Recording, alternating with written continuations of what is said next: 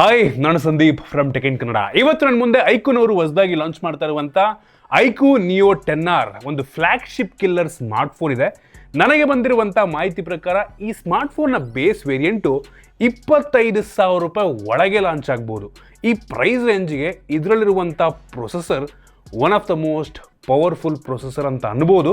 ನಾನಿವತ್ತು ಈ ಸ್ಮಾರ್ಟ್ಫೋನ್ನ ಅನ್ಬಾಕ್ಸ್ ಮಾಡ್ತೀನಿ, ಯೂಸ್ ಮಾಡಿ ನನ್ನ ಎಕ್ಸ್ಪೀರಿಯನ್ಸ್ ನಿಮ್ಮ ಹತ್ರ ಶೇರ್ ಮಾಡ್ತೀನಿ.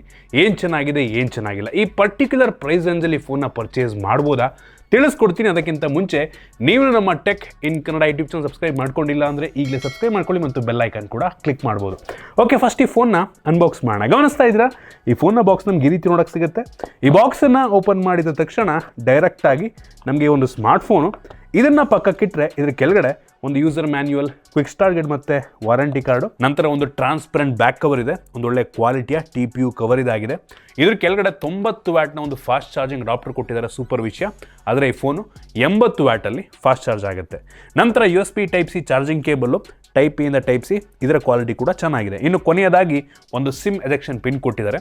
ಅದನ್ನು ಬಿಟ್ಟರೆ ಬೇರೇನು ಸಹ ನಮಗೆ ಒಂದು ಬಾಕ್ಸ್ ಒಳಗೆ ಸಿಗ್ತಾ ಇಲ್ಲ. ಇನ್ನು ಡೈರೆಕ್ಟಾಗಿ ಸ್ಮಾರ್ಟ್ಫೋನಿಗೆ ಬಂತು ಅಂದರೆ ಈ ರೀತಿ ನೋಡೋಕ್ಕೆ ಸಿಗುತ್ತೆ. ಈ ಫೋನ್ ಕೈಲಿ ಇಟ್ಕೊಂಡ್ರೆ ತುಂಬ ಲೈಟ್ ವೆಯ್ಟ್ ಅನ್ನೋ ಒಂದು ಫೀಲ್ನ ಕೊಡುತ್ತೆ. ಗ್ರಿಪ್ ಕೂಡ ತುಂಬ ಚೆನ್ನಾಗಿದೆ. ವಿತೌಟ್ ಬ್ಯಾಕ್ ಕವರು ಆ ಫೀಲ್ ನನಗೆ ತುಂಬ ಇಷ್ಟ ಆಯಿತು. ಈ ಫೋನು 196 ಗ್ರಾಮ್ ವೆಯ್ಟ್ ಇದೆ ಮತ್ತು ಕೇವಲ 7.98 mm ಥಿಕ್ನೆಸ್ಸನ್ನು ಹೊಂದಿರುವಂಥ ಸ್ಮಾರ್ಟ್ಫೋನು. ಕೈಲಿಟ್ಕೊಂಡ್ರೆ ಈ ಫೋನ್ ತಿನ್ನಾಗಿದೆ ಅನ್ನೋದು ಕೂಡ ಗೊತ್ತಾಗುತ್ತೆ. ಫ್ರಂಟಲ್ಲಿ ಒಂದು ಸಣ್ಣ ಪಂಚೋಲ್ ಕ್ಯಾಮ್ರಾ, ಬೆಝಲ್ ಒಂಥರ ಯೂನಿಫಾರ್ಮ್ ಬೆಝಲ್ ಅಂತ ಅನ್ಬೋದು. ಬಾಟಮ್ಮು ಸ್ವಲ್ಪ ಕಡಿಮೆನೇ ಇದೆ. ನೋಡೋಕ್ಕೆ ಹೋದರೆ ಕಂಪ್ಯಾರಿಟಿವ್ಲಿ ಮೇಲ್ಗಡೆ ಎಡಗಡೆ ಬಲಗಡೆ ಕಂಪೇರ್ ಮಾಡಿಕೊಂಡ್ರೆ ಬಾಟಮ್ ಸ್ವಲ್ಪ ಜಾಸ್ತಿ ಅಂತ ಅನ್ನಿಸ್ತು. ಒಟ್ಟಿಗೆ ಪ್ರೈಸ್ ರೇಂಜಿಗೆ ಫೋನು ತುಂಬ ಚೆನ್ನಾಗಿ ಕಾಣುತ್ತೆ. ಆಲ್ರೆಡಿ ಸ್ಕ್ರೀನ್ ಗಾರ್ಡ್ ಹಾಕಿದ್ದಾರೆ, ಒಳ್ಳೆ ವಿಷಯ, ನೀವು ಹಾಕ್ಸ್ಕೊಳ್ಳೋ ಅವಶ್ಯಕತೆ ಇಲ್ಲ. ಹಿಂದಕ್ಕೆ ಬಂತು ಅಂದರೆ ಇದು ಪ್ಲಾಸ್ಟಿಕ್ ಬ್ಯಾಕ್ ಆಯಿತಾ. ಸೊ ಈ ಒಂದು ಕಲರು ಪರವಾಗಿಲ್ಲ ಅಂತೀನಿ ಆಯಿತಾ, ಕೆಲವು ಜನಕ್ಕೆ ಇಷ್ಟ ಆಗ್ಬೋದು. ನಂಗೆ ಅನ್ನಿಸ್ದಂಗೆ ಐಕೂನವರು ಇದನ್ನು ಸ್ಟೂಡೆಂಟ್ಗಳಿಗೆ ಟಾರ್ಗೆಟ್ ಮಾಡಿ ಲಾಂಚ್ ಮಾಡಿರೋದ್ರಿಂದ ಅವರಿಗೆ ಈ ರೀತಿ ಒಂದು ಫಂಕಿ ಲುಕ್ಕು, ಡಿಫ್ರೆಂಟ್ ಆಗಿರುವಂಥ ಕಲರ್ಸು, ಡ್ಯುಯಲ್ ಟೋನು ಅದು ಇಷ್ಟ ಆಗ್ಬೋದೇನೋ. ಹಿಂದ್ಗಡೆ 2 ಕ್ಯಾಮ್ರಾ ಇದೆ ಮತ್ತು ಡ್ಯುಯಲ್ LED ಫ್ಲ್ಯಾಶ್ ನಮಗೆ ಸಿಗ್ತಾ ಇದೆ. ಪರವಾಗಿಲ್ಲ, ಹಿಂದ್ಗಡೆಯಿಂದ ಗ್ಲಾಸ್ ಬ್ಯಾಕ್ ಕೊಟ್ಟಿದ್ರೆ ಇನ್ನೂ ಚೆನ್ನಾಗಿರ್ತಾ ಇತ್ತು. ಈ ಫೋನಲ್ಲಿ ಪ್ಲಾಸ್ಟಿಕ್ ಫ್ರೇಮ್ ಇದೆ, USB Type C ಪೋರ್ಟು, ಯಾವುದೇ ಹೆಡ್ಫೋನ್ ಜಾಕ್ ಇಲ್ಲ ಮತ್ತು ಡೆಡಿಕೇಟೆಡ್ SD ಕಾರ್ಡ್ ಸ್ಲಾಟ್ ಕೂಡ ಇಲ್ಲ. 2 ನ್ಯಾನೋ ಸಿಮ್ಮನ್ನು ಹಾಕೋಬೋದು. ಇದರಲ್ಲಿ IR ಬ್ಲಾಸ್ಟರ್ ಸಹ ಇದೆ. ಸೊ TV ಆಗಿರ್ಬೋದು ಅಥವಾ ಯಾವುದೇ IR ಸಪೋರ್ಟ್ ಆಗುವಂಥ ಡಿವೈಸ್ನ ಈ ಫೋನಿಂದನೇ ಕಂಟ್ರೋಲ್ ಮಾಡ್ಬೋದು, ಸೂಪರ್ ವಿಷಯ. ಮತ್ತು ಈ ಫೋನಲ್ಲಿ in display fingerprint sensor ಇದೆ, ಇದ್ರ ಬಗ್ಗೆ ಆಮೇಲೆ ಮಾತಾಡ್ತೀನಿ. ಮತ್ತು ಈ ಫೋನಲ್ಲಿ IP65 ಡಸ್ಟ್ ಮತ್ತು ವಾಟರ್ ರೆಸಿಸ್ಟೆಂಟ್ ರೇಟಿಂಗನ್ನು ಸಹ ಕೊಟ್ಟಿದ್ದಾರೆ, ಒಂದು ಒಳ್ಳೆ ವಿಷಯ ಅಂತೀನಿ. ಈ ಫೋನ್ ಸದ್ಯಕ್ಕೆ 2 ಕಲರ್ ವೇರಿಯಂಟಲ್ಲಿ ಲಾಂಚ್ ಆಗ್ತಾಯಿದೆ. ನಿಮ್ಗೆ ಇಷ್ಟ ಬಂದು ನೀವು ಪರ್ಚೇಸ್ ಮಾಡ್ಬೋದು. ಓವರಾಲ್ ಡಿಸೈನ್ ಮತ್ತು ಬಿಲ್ಡ್ ಕ್ವಾಲಿಟಿ ಪರವಾಗಿಲ್ಲ ಆಯಿತಾ. ಫ್ರಂಟಿನ ಸಗದ ಕಾಣುತ್ತೆ, ಗ್ಲಾಸ್ ಬ್ಯಾಕು ಕೊಟ್ಟಿದ್ರೆ ಬೆಂಕಿ ಇರ್ತಿತ್ತು. ಒಟ್ಟಿಗೆ ಲೈಟ್ ವೆಯ್ಟ್ ಇದೆ. ಸೊ ನಂಗೆ ಅನ್ನಿಸ್ದಂಗೆ ಫಂಕ್ ಇರೋದ್ರಿಂದ ಸ್ಟೂಡೆಂಟ್ಸ್ಗಳಿಗೆ ಇಷ್ಟ ಆಗಬಹುದು. ಇನ್ನು ಡಿಸ್ಪ್ಲೇಗೆ ಬಂತು ಅಂದರೆ ಈ ಫೋನಲ್ಲಿ 6.78 ಇಂಚಿನ 1.5K ರೆಸೊಲ್ಯೂಷನ್ ಅಂದರೆ ಫುಲ್ HD+ ರೆಸೊಲ್ಯೂಷನ್ನ ಹೊಂದಿರುವಂಥ ಅಮೋಲೆಡ್ ಡಿಸ್ಪ್ಲೇ ಇದೆ. ಇದು HDR10+ ಸಪೋರ್ಟ್ ಮಾಡುತ್ತೆ. 10 ಬಿಟ್ ಡಿಸ್ಪ್ಲೇ, 1 ಬಿಲಿಯನ್ ಕಲರ್ಸ್ನ ಕೂಡ ಸಪೋರ್ಟ್ ಮಾಡುತ್ತೆ. 144 ಹರ್ಟ್ಸ್ನ ರಿಫ್ರೆಶ್ ರೇಟು ಗೇಮರ್ಸ್ಗಳಿಗೆ ನಂಗೆ ಅನ್ನಿಸ್ದಂಗೆ ಹೆಲ್ಪ್ ಆಗುತ್ತೆ. ಸೊ BGMI ಅಥವಾ ಕೆಲವೊಂದು ಗೇಮ್ಗಳಿದ್ರಲ್ಲಿ 144 ಹರ್ಟ್ಸ್ ಕೂಡ ಸಪೋರ್ಟ್ ಆಗುತ್ತಂತೆ. ಡಿಸ್ಪ್ಲೇ ಚೆನ್ನಾಗಿದೆ, ಒಂದು ಲೆವೆಲಿಗೆ ಬ್ರೈಟ್ ಆಗಿ ಸಹ ಇದೆ. 4500 ನಿಟ್ಸ್ನ ಪೀಕ್ ಬ್ರೈಟ್ನೆಸ್ಸು, ಅಂದರೆ ಎಲ್ಲ ಟೈಮು ಅಷ್ಟು ಬ್ರೈಟ್ ಆಗಿರಲ್ಲ, ಅವಶ್ಯಕತೆ ಇರೋ ಟೈಮಲ್ಲದು ಆ ಲೆವೆಲ್ ಬ್ರೈಟ್ನೆಸ್ಸನ್ನು ಕೊಡಬಲ್ಲಂಥ ಕೆಪಾಸಿಟಿ ಇದಕ್ಕಿದೆ. ನನಗೇನೋ ಡಿಸ್ಪ್ಲೇ ಇಷ್ಟ ಆಯಿತು, ಚೆನ್ನಾಗಿದೆ. ನೆಟ್ಫ್ಲಿಕ್ಸಲ್ಲೂ ಕೂಡ HDR ಕಂಟೆಂಟನ್ನು ಇದು ಪ್ಲೇ ಮಾಡುತ್ತೆ, ಈವನ್ ಪ್ರೈಮಲ್ಲೂ ಕೂಡ ಪ್ಲೇ ಮಾಡುತ್ತೆ. ಸೊ ಡಿಸ್ಪ್ಲೇ ಈ ಬೆಲೆಗೆ ನನಗೆ ಚೆನ್ನಾಗಿದೆ ಅಂತ ಅನ್ನಿಸ್ತು. ಇನ್ನು ವೇರಿಯಂಟಿಗೆ ಬಂತು ಅಂದರೆ ಈ ಫೋನ್ ಸದ್ಯಕ್ಕೆ 3 ಸ್ಟೋರೇಜ್ ವೇರಿಯಂಟಲ್ಲಿ ಲಾಂಚ್ ಆಗ್ತಾ ಇದೆ. 8GB RAM, 128GB storage, 8GB RAM, 256GB storage, 12GB RAM, 256GB storage. ನೀವೇನಾದರೂ ಈ ಫೋನಿಂದು 8GB 128GB ಸ್ಟೋರೇಜ್ ವೇರಿಯಂಟನ್ನು ತೊಗೊಂಡ್ರೆ ನಿಮಗೆ ಈ ಫೋನಲ್ಲಿ UFS 3.1 ಸ್ಟೋರೇಜ್ ಸಿಗುತ್ತೆ, ಒಂದು ಒಳ್ಳೆ ವಿಷಯ. ಇನ್ ಕೇಸ್ ನೀವೇನಾದರೂ 256GB ಸ್ಟೋರೇಜ್ ವೇರಿಯಂಟನ್ನು ತೊಗೊಂಡ್ರೆ UFS 4.1 ಸಿಗ್ತಾ ಇದೆ, ಬೆಂಕಿ ವಿಷಯ. ನಾನು ಸಜೆಸ್ಟ್ ಮಾಡೋದಾದರೆ ತೊಗೊಂಡ್ರೆ 256GBನ ತೊಗೊಳ್ಳಿ, ಇಲ್ಲ ಅಂದರೂ 128GB UFS 3.1 ಕೂಡ ಚೆನ್ನಾಗೇ ಇದೆ, ತಲೆ ಕೆಡಿಸ್ಕೊಳ್ಳೋ ಅವಶ್ಯಕತೆ ಇಲ್ಲ. ಇನ್ನು ರ್ಯಾಮ್ ಟೈಪ್ ಬಂದ್ಬಿಟ್ಟು ಈ ಎರಡರಲ್ಲೂ ಕೂಡ LPDDR5X ರ್ಯಾಮ್ ಸಿಗ್ತಾ ಇದೆ, ಟಾಪ್ ನಾಚ್, ಎಲ್ಲೂ ಕೂಡ ಕಾಂಪ್ರಮೈಸ್ ಆಗಿಲ್ಲ. ಇನ್ನು ಪರ್ಫಾರ್ಮೆನ್ಸಿಗೆ ಬಂತು ಅಂತ ಅಂದರೆ ಇದರಲ್ಲೂ ಕೂಡ ನಂಗೆ ಅನ್ನಿಸ್ದಂಗೆ ಈ ಪ್ರೈಸ್ ರೇಂಜಿಗೆ ಯಾವುದೇ ಕಾಂಪ್ರಮೈಸ್ ಆಗಿಲ್ಲ ಅಂತೀನಿ. Snapdragon 8S Gen 3 heavy powerful ಆಗಿರುವಂಥ ಪ್ರೊಸೆಸರ್. ನಾವು AnTuTu ಬೆಂಚ್ ಮಾರ್ಕನ್ನು ಚೆಕ್ ಮಾಡಿದಂಗೆ ಸುಮಾರು 14,73,000 ರೇಟಿಂಗನ್ನು ಕೊಡ್ತಾ ಇದೆ. ನಂಗನಿಸ್ದಂಗೆ ಈ ಒಂದು ಪ್ರೊಸೆಸರ್ 16 ಲಕ್ಷ ರೇಟಿಂಗನ್ನು ಕೊಡಬಲ್ಲಂಥ ಸಾಮರ್ಥ್ಯ ಕೂಡ ಹೊಂದಿರುವಂಥ ಪ್ರೊಸೆಸರ್. ಈ ಬೆಂಚ್ ಮಾರ್ಕ್ ಮಾಡೋ ಟೈಮಲ್ಲಿ ಬ್ಯಾಟ್ರಿ ಡ್ರೈನ್ ಮತ್ತು ಟೆಂಪ್ರೇಚರ್ ವೇರಿಯೇಷನ್ನ ಕೂಡ ಚೆಕ್ ಮಾಡಿದ್ವು. ಎರಡು ಕೂಡ ತುಂಬ ನಾರ್ಮಲ್ ಅಂತ ಅನ್ನಿಸ್ತು. ಅಷ್ಟೊಂದು ಹೀಟ್ ಆಗುತ್ತೆ ಅಂತ ಕೂಡ ಅನ್ನಿಸ್ಲಿಲ್ಲ. ಇದು ಗೇಮಿಂಗ್ ಫೋನ್ ಆಗಿರೋದ್ರಿಂದ ಈ ಡೆಸಿಪೇಷನು ತುಂಬ ಇಂಪಾರ್ಟೆಂಟು. ನಮಗೆ ಈ ಫೋನಲ್ಲಿ 6043 mm² ಇಂದು ವೇಪರ್ ಚೇಂಬರ್ ಸಿಗ್ತದೆ. ಸೊ ಈ ಡೆಸಿಪೇಷನ್ ಸ್ವಲ್ಪ ಚೆನ್ನಾಗಾಗುತ್ತೆ. ಮತ್ತು ಈ ಫೋನಲ್ಲಿ ನೀವು 5 ಗಂಟೆಗಿಂತ ಹೆಚ್ಚು ಗೇಮ್ ಪ್ಲೇ ಏನಾದರೂ ಆಡ್ತಾ ಇದ್ದೀರಾ ಅಂದರೆ ಗೇಮರ್ಸ್ಗಳಿಗೆ ಹೆವಿ ಹೆಲ್ಪ್ ಆಗುತ್ತೆ. ತುಂಬ ಸ್ಟೇಬಲ್ ಗೇಮ್ ಪ್ಲೇ ನಮಗೆ ಇದರಲ್ಲಿ ಸಿಗುತ್ತಂತೆ, ಅದು ಕೂಡ 90 FPS ಆ ರೀತಿ iQOOನವರು ಕ್ಲೈಮ್ ಮಾಡ್ತಾ ಇದ್ದಾರೆ ಆಯಿತಾ. ಇದು ಗೇಮಿಂಗ್ಗೆ ಅಂತಲೇ ಮಾಡಲಾಗಿರುವಂಥ ಫೋನ್. ಆಗ ಹೇಳ್ದಂಗೆ ಸ್ಟೂಡೆಂಟ್ಸ್ಗಳಿಗೆ ಆಯಿತಾ, ಯೂಶ್ವಲಿ ಕಾಲೇಜ್ನಲ್ಲಿ ಅಥವಾ ಸ್ಕೂಲ್ನವ್ರಿಗೆ ಹೇಳಲ್ಲ ನಾನು, ಕಾಲೇಜ್ನಲ್ಲಿ ಎಂಜಿನಿಯರಿಂಗ್ ಸ್ಟೂಡೆಂಟ್ಸು ಈಗ ತಾನೇ ಪಾಸ್ಡ್ ಔಟ್ ಆಗಿರೋರೆಲ್ಲ ಗೇಮ್ ಆಡೋದಕ್ಕೆ ಸ್ವಲ್ಪ ಎಂತೂಸಿಯಾಸ್ಟ್ಗಳಾಗಿರ್ತಾರೆ. ಅಂಥವ್ರಿಗೆ ಗೇಮ್ ಜೊತೆಗೆ ಎಲ್ಲದಕ್ಕೂ ಯೂಸ್ ಆಗಬೇಕು, ಆ ರೀತಿ ಐಡಿಯಾ ಮಾಡಿ ಫೋನ್ನ ಲಾಂಚ್ ಮಾಡಿರೋ ರೀತಿ ಇದೆ. ಸೊ ಗೇಮಿಂಗ್ನಲ್ಲಂತೂ ಟಾಪ್ ನಾಚ್ ಅಂತೀನಿ. ನಾವು BGMI ಚೆಕ್ ಮಾಡಿದ್ವು, ಅದರಲ್ಲಿ ಸ್ಮೂತ್ ಎಕ್ಸ್ಟ್ರೀಮ್ ಪ್ಲಸ್ ಗ್ರಾಫಿಕ್ ತನಕ ಹೋಗುತ್ತೆ. ಇದರಲ್ಲಿ ತುಂಬ ಸ್ಮೂತ್ ಗೇಮ್ ಪ್ಲೇ ನಮಗೆ ಸಿಕ್ತು.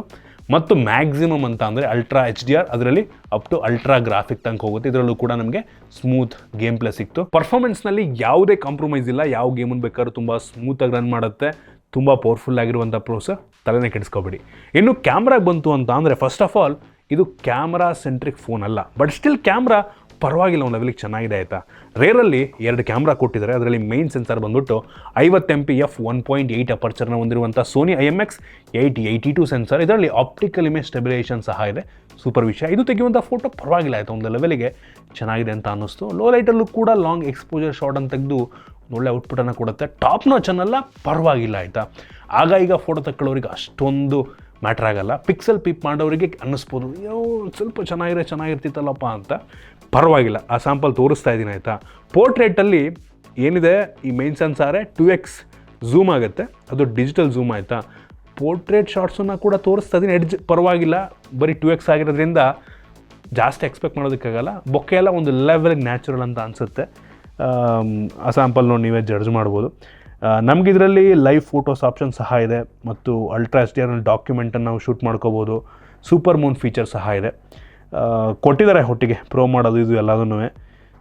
ಪರವಾಗಿಲ್ಲ, ಮೈನ್ ಸೆನ್ಸಾರು ಸುಮಾರಾಗಿದೆ. ಇನ್ನೊಂದು 8 MP ಎಂದು ಅಲ್ಟ್ರಾ ವೈಡ್ ಆ್ಯಂಗಲ್ ಲೆನ್ಸ್ ಕೊಟ್ಟಿದ್ದಾರೆ. ಅಲ್ಟ್ರಾ ವೈಡ್ ಆ್ಯಂಗಲ್ ಲೆನ್ಸು ಪರವಾಗಿಲ್ಲ, ಹೆವಿ ವೈಡಾಗಂತೂ ಇದೆ.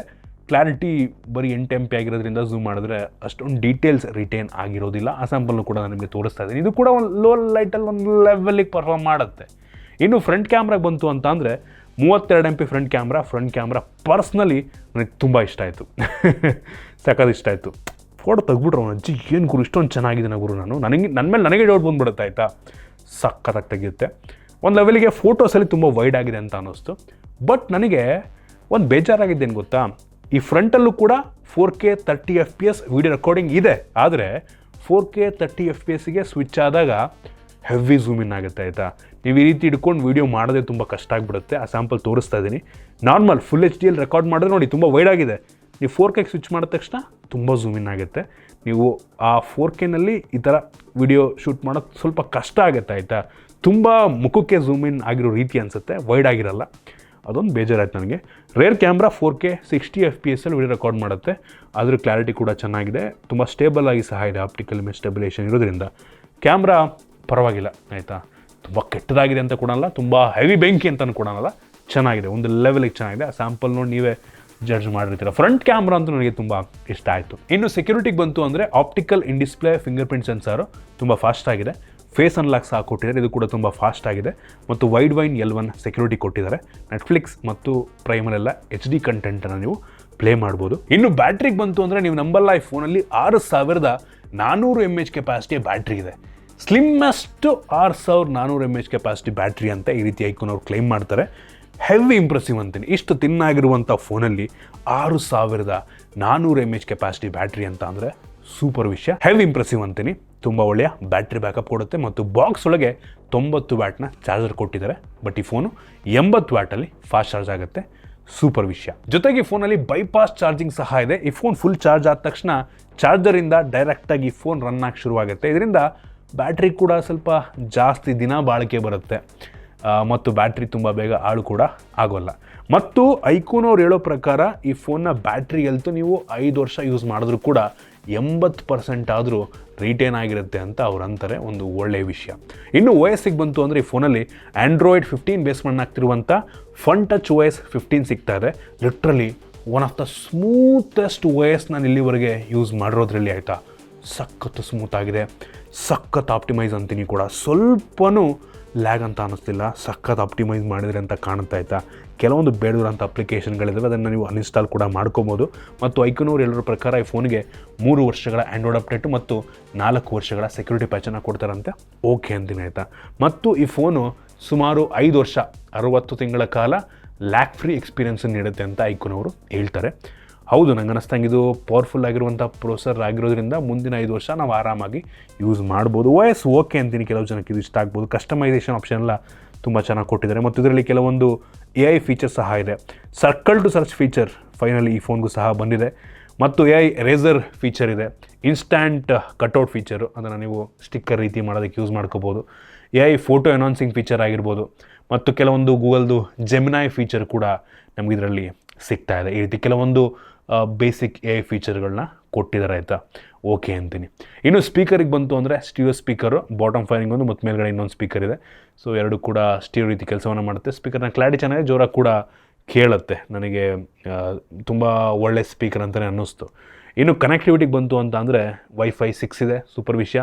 ಬ್ಲೂಟೂತ್ 5.4 ಕೊಟ್ಟಿದ್ದಾರೆ ಮತ್ತು 10 5G ಬ್ಯಾಂಡ್ಗಳು ಸಪೋರ್ಟ್ ಆಗುತ್ತೆ. ವೈಡ್ ವೈನ್ L1 ಸೆಕ್ಯೂರಿಟಿ ಇದೆ. ಅವಶ್ಯಕತೆ ಇರುವಂಥ ಎಲ್ಲ ಸೆನ್ಸರ್ಸ್ನ ಕೊಟ್ಟಿದ್ದಾರೆ. NFC ಒಂದು ಕೊಟ್ಬಿಟ್ಟಿದ್ರೆ ನನಗೆ ಅನ್ನಿಸ್ತಂಗೆ ಇನ್ನೂ ತುಂಬ ಚೆನ್ನಾಗಿರ್ತಾ ಇತ್ತು. ಅದೊಂದನ್ನು ಕೊಟ್ಟಿಲ್ಲ ಅವರು. ಇದನ್ನು ಬಿಟ್ಟರೆ ನಮಗಿದರಲ್ಲಿ ಡೆಡಿಕೇಟೆಡ್ ಒಂದು ಗೇಮ್ ಮೋಡ್ ಇದೆ ಆಯಿತಾ. ಸೊ ಇದು ಗೇಮರ್ಸ್ಗಳಿಗೆ ತುಂಬ ಆಪ್ಟಿಮೈಸ್ ಮಾಡಿ ಒಂದು ಒಳ್ಳೆಯ ಗೇಮಿಂಗ್ ಎಕ್ಸ್ಪೀರಿಯೆನ್ಸನ್ನು ಕೊಡೋದಕ್ಕೆ ಬಿಲ್ಡ್ ಮಾಡಿದ್ದಾರೆ. ಸೊ ಅದು ಕೂಡ ಚೆನ್ನಾಗಿದೆ ಅಂತ ಅನ್ನಿಸ್ತು. ಓವರಾಲ್ ಹೇಳೋದಕ್ಕೆ ಹೋದರೆ ಒಂದು ಒಳ್ಳೆಯ ವ್ಯಾಲ್ಯೂ ಫಾರ್ ಮನಿ ಫೋನ್ ಇದಾಗಬಹುದು. ಗೇಮರ್ಸ್ಗಳಿಗೆ ಹೇಳಿ ಮಾಡಿಸಿದ ರೀತಿಯಲ್ಲಿದೆ. ಅಂದರೆ ಗೇಮರ್ಸ್ಗಳಿಗೆ ಅವಶ್ಯಕತೆ ಇರುವಂಥ ಫೀಚರ್ಗಳು ಚೆನ್ನಾಗಿದೆ. ಫಾರ್ ಎಕ್ಸಾಂಪಲ್ ನಮಗೆ ಗೇಮರ್ಸ್ಗಳಿಗೆಲ್ಲ ಒಂದು ಒಳ್ಳೆ ಡಿಸ್ಪ್ಲೇ ಬೇಕಾಗುತ್ತೆ. ಟಚ್ ಸ್ಯಾಂಪ್ಲಿಂಗ್ ರೇಟ್ ತುಂಬ ಚೆನ್ನಾಗಿರಬೇಕಾಗುತ್ತೆ. ಇದರಲ್ಲಿ ತುಂಬ ಒಳ್ಳೆ ಟಚ್ ಸ್ಯಾಂಪ್ಲಿಂಗ್ ರೇಟ್ ಇದೆ. ಮತ್ತು ರಿಫ್ರೆಶ್ ರೇಟ್ ಕೂಡ ತುಂಬ ಚೆನ್ನಾಗಿದೆ. ಒಳ್ಳೆ ಪ್ರೊಸೆಸರ್ ಇದೆ. ರ್ಯಾಮು ಕೂಡ ಅಷ್ಟೇ ಆಯಿತಾ. ರೀಡ್ ರೇಟ್ ಎಲ್ಲ ತುಂಬ ಫಾಸ್ಟ್ ಆಗುತ್ತೆ. UFS 4.1 ಸ್ಟೋರೇಜು ನಿಮಗೆ. ಸೊ ಇದನ್ನೆಲ್ಲ ನೋಡಿಕೊಂಡ್ರೆ ಗೇಮರ್ಸ್ಗಳಿಗೆ ಹೇಳಿ ಮಾಡಿಸಿದ ರೀತಿಯಲ್ಲಿದೆ. ಅದನ್ನು ಬಿಟ್ಟರೆ ನೀವು ನಾರ್ಮಲ್ ಯೂಸ್ಗೂ ಸಹ ಈ ಒಂದು ಫೋನ್ನ ಬೇಕಾದ್ರೆ ಪರ್ಚೇಸ್ ಮಾಡ್ಬೋದು.